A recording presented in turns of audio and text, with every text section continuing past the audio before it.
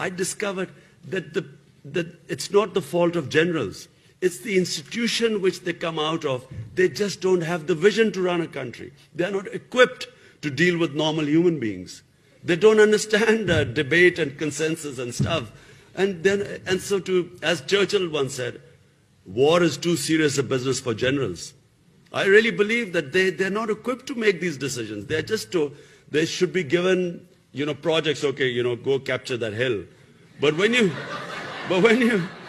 tell them to run the country, it doesn't work.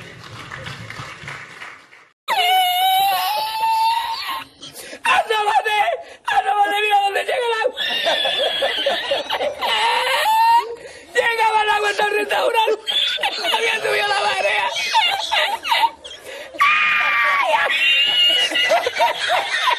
¿Y tú?